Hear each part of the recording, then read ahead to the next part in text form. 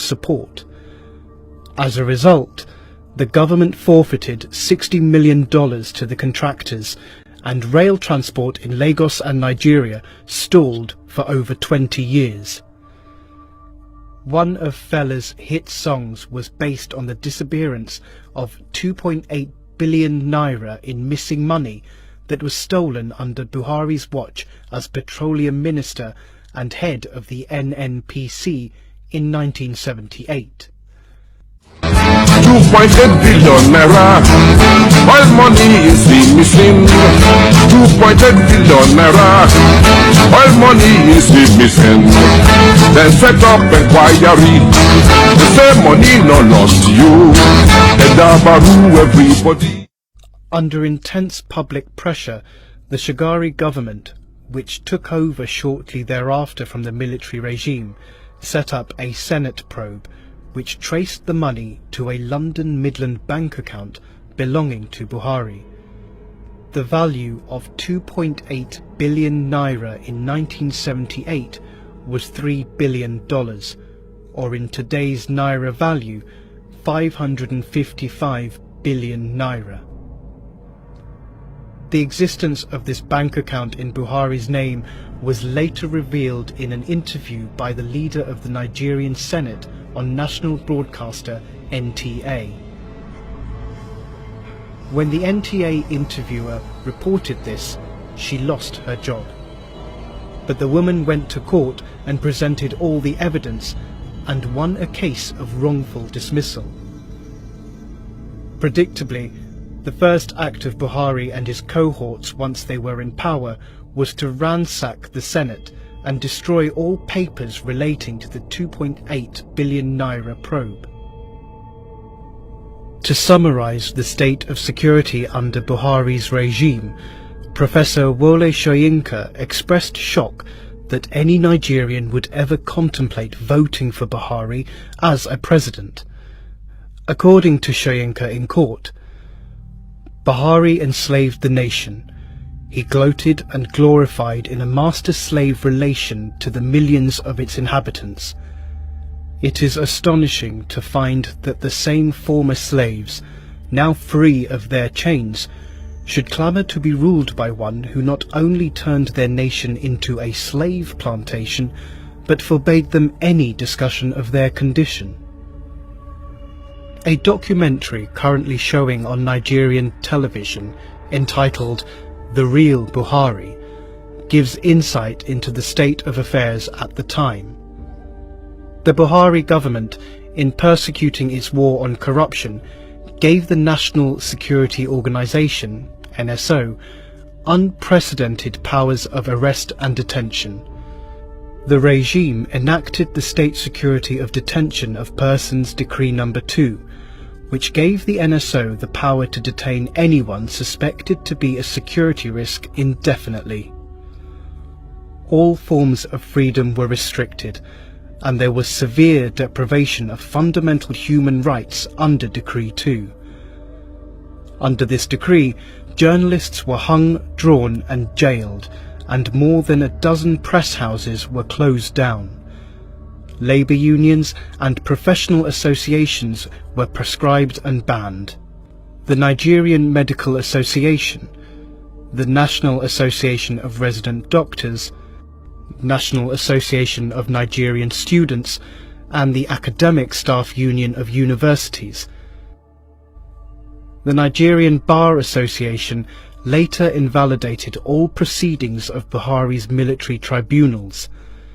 The National Security Organization, Nigeria's first secret police, intimidated, harassed and detained protesters, demonstrators, students, lecturers, critics, activists and civil servants who dared to embark on strikes.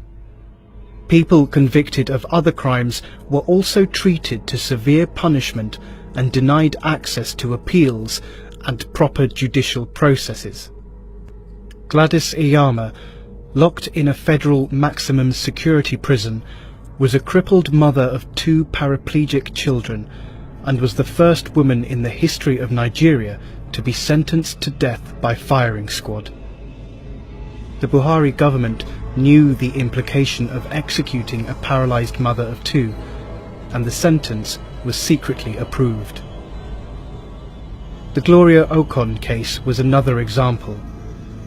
In 1985, Gloria Okon was arrested at a Nigerian airport on drug trafficking allegations.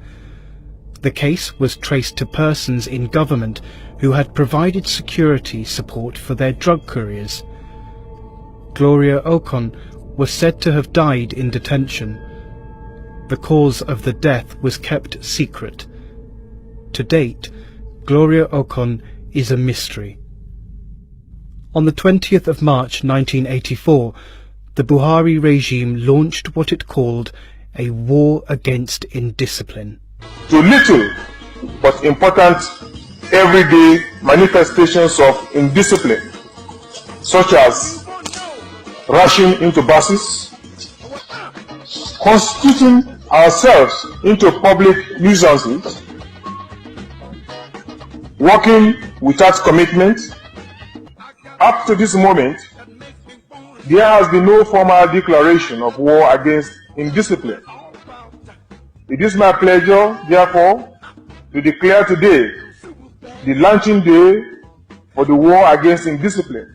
The war against indiscipline highlighted real small-scale problems that Nigerians experienced, but the way that Buhari's government went about addressing them was brutal and disproportionate, and made the regime unpopular with ordinary Nigerians.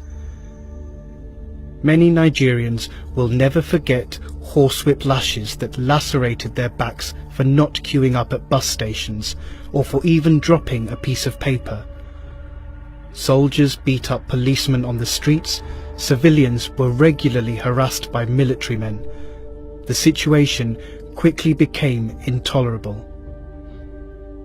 Men were forced to do frog jumps and were humiliated in front of their wives and children. Taken together, these draconian measures brought protests and criticisms from journalists and the general population, but Buhari's regime moved quickly to crush dissenting voices. There was the authoritarian Decree 4, under which it was a punishable offence for anyone to publish any material that was deemed embarrassing to any government official. Journalists were arrested and could be charged with criminal public order offences, even if what they had written was true. On Decree 4, Buhari has remained unrepentant. It did not matter whether the story reported was true or not. If my regime did not like it, the writer would go to jail. Using this draconian decree, which allowed for indefinite detention of political opponents, the government of General Muhammadu Buhari sentenced the singer Fela Kuti to 10 years in jail. Ransom Kuti, the singer's brother and a prominent doctor, used the Medical Association as a platform to campaign for the release of his brother and other political prisoners. But Ransom himself was jailed in response to his efforts to achieve justice. The austere society that the Buhari regime attempted to create made reference to other regimes, such as that of the Taliban in Afghanistan, that used everyday violence and intimidation to crush freedom amongst the population.